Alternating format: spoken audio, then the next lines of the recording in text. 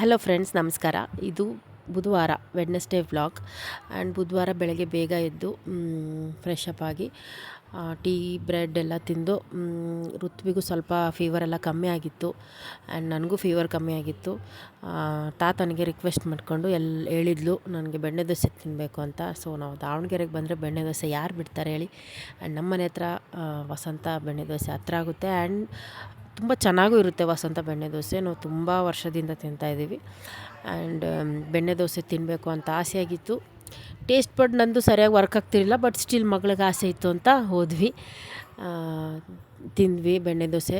ಅವ್ರಿಗೆ ಯಾರ್ಯಾವುದು ದೋಸೆ ಬೇಕಲ್ಲ ಆರ್ಡ್ರ್ ಮಾಡಿಕೊಂಡು ಮಮ್ಮಿ, ಪಪ್ಪ, ಅಣ್ಣ, ಅತ್ತಿಗೆ, ಪಾಪು ಎಲ್ಲರೂ ತಿಂದು ಮಧ್ಯಾಹ್ನ ಮನೆಗೆ ಬಂದು ಅಡುಗೆ ಮಾಡಿದ್ವಿ.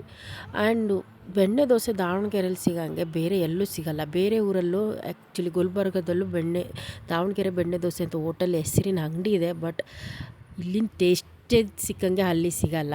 ಆ್ಯಂಡ್ ನನ್ನ ನೋಸ್ ಬ್ಲಾಕ್ ಆಗಿದೆ. ನನಗೆ ಆ್ಯಕ್ಚುಲಿ ಈಗೂ ಕೂಡ ಬ್ಲಾಕ್ ಆಗಿದೆ. ಬ್ರೀತಿಂಗ್ ಮಾಡುವಾಗ ಮಾಡೋಕ್ಕೆ ಆಗ್ತಿರಲಿಲ್ಲ. ಕಿವಿ ಎಲ್ಲ ತುಂಬ ನೋಯ್ತಾಯಿತ್ತು. ಟ್ಯಾಬ್ಲೆಟ್ಸ್ ಎಲ್ಲ ನಾನು ಭಾಳ ತೊಗೊಳಲ್ಲ. ಅದಕ್ಕೆ ಈ ಸ್ಟೀಮ್ ತೊಗೊಳೋಣ, steam is a good medicine. ಇದಕ್ಕೆ ಹೊಸ್ದಾಗಿ ವಿಕ್ಸ್ ಅವ್ರದ್ದು ಸ್ಟೀಮ್ ಬಾಲ್ಸ್ ಬಿಟ್ಟಿದ್ದಾರೆ. ಅದನ್ನು ಟ್ರೈ ಮಾಡಿದೆ, ಚೆನ್ನಾಗಿತ್ತು. 20% ನನಗೆ ಕಮ್ಮಿ ಅನ್ನಿಸ್ತು. ಮನೆ ಹೊರಗಡೆ ವೀಳ್ಯದೆಲೆದು ಇದು ನೆಟ್ಟಿದ್ದಾರೆ. ಸೊ ಅಲ್ಲಿ ವೀಳ್ಯದೆಲೆ ತೊಗೊಂಡು ಊಟ ಆದಮೇಲೆ ನೀಟಾಗಿ ವಾಶ್ ಮಾಡಿ ಅಮ್ಮ ಎಲ್ಲರಿಗೂ ವೀಳ್ಯದೆಲೆ ಹಾಕ್ಕೊಡ್ತಾರೆ. ದಾವಣಗೆರೆಗೆ ಬಂದರೆ ವೀಳ್ಯದೆಲೆ ತಿನ್ನೋದು ಯಾವಾಗಲೂ ಮಾಡ್ತೀವಿ. ಊಟ ಆದಮೇಲೆ ಪಾನ್ ತಿನ್ನೋದು. ಆ್ಯಂಡ್ ನಾನು ಕೂಡ ತಿಂದು ಈವ್ನಿಂಗ್ ಹಿಂಗೆ ಸ್ವಲ್ಪ ಹೊತ್ತು ಎಲ್ಲರೂ ಮಲಗಿದ್ವಿ ಊಟ ಆದಮೇಲೆ. ಆಮೇಲೆ ಸಂಜೆ ವಾಕೆಲ್ಲ ಮಾಡಿ ಮಕ್ಕಳ ಜೊತೆ ಆಟಾಡಿ, ಮಕ್ಕಳು ತುಂಬ ಚೆನ್ನಾಗಿ ಆಡ್ತಾಯಿದ್ರು. ಮೂಡು ಮಕ್ಕಳದು ಚೆನ್ನಾಗಿ ಆಡ್ತಾಯಿದ್ರು. ಆಮೇಲೆ ನೈಟ್ ನಿದ್ದೆನೇ ಬರ್ತಿರಲಿಲ್ಲ. ಎಷ್ಟೊತ್ತು ಟಿ ವಿ ನೋಡಿದ್ವಿ.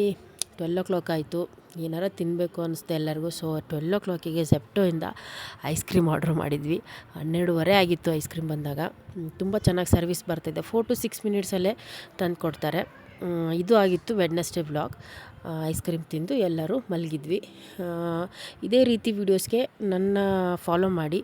ಆ್ಯಂಡ್ ನಾನು ಮುಂದೆ ಹೆಲ್ತ್ ಟಿಪ್ಸ್ ಕೂಡ ಹಾಕ್ತಾಯಿದ್ದೀನಿ, ಅದನ್ನು ಕೂಡ ನೋಡಿ. Thank you.